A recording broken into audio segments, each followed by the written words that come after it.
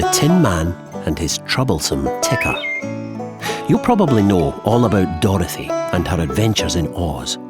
But today, we're going to tell you a lesser-known tale. The story of what happened next for the Tin Man and his heart.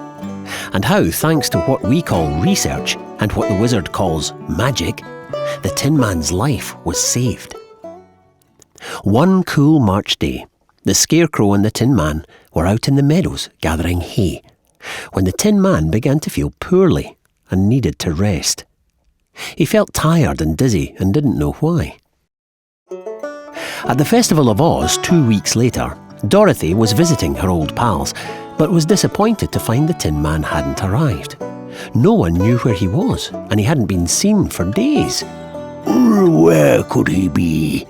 growled the lion in puzzlement.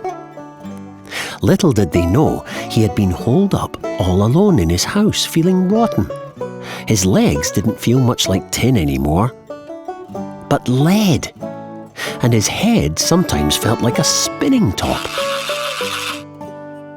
Back in the Emerald City, the gang had a funny feeling their friend needed their help and set off down the yellow brick road, determined to find the Tin Man. It took them many hours to reach his little wooden house, but they got there in the nick of time. As they hammered on the door, a small groan came from within. "Oh!" And the Tin Man emerged. He looked paler than the moon and could barely stand up straight. Once he was sat down by the fire, the Scarecrow, who could be a wee bit of a know-it-all, began trying to diagnose his sickness. Too many Oz burgers? Not enough exercise? Breathing in roly puffs?" The Tin Man was indignant. He led a very healthy life, thank you very much. Everyone agreed this was an emergency, but the Emerald City was too far away, so they'd have to call the wizard using WizWire. Grabbing the Tin Man's Ozpad, they said in unison, "Call Wizard!" And quicker than you can say Wicked Witch of the West, his face appeared on the screen. Dorothy explained the Tin Man's illness at 1,000,000 miles an hour, and they waited on tenterhooks for his reply. This sounds like a case of a defective ticker, a discombobulated heart, a potential problem with the pump. If truth be told, the wizard knew little about hearts. But years ago, he'd set up a Munchkin task force to research every sort of predicament a heart could face.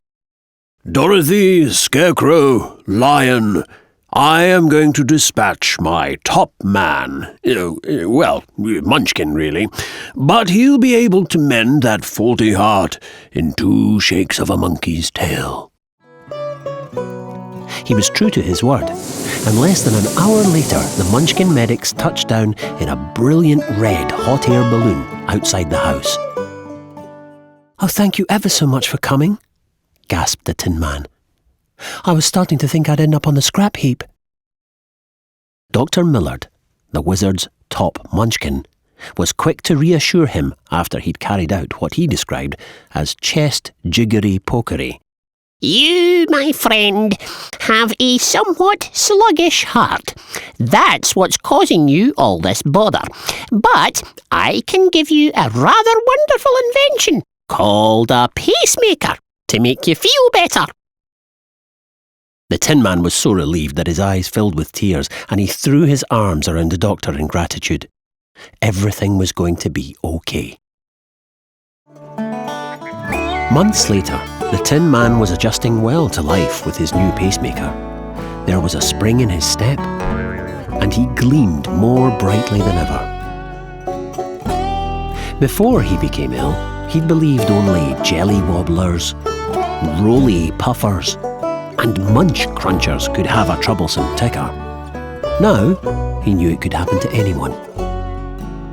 Thank goodness for the wizard and his heart-mending Munchkin medics.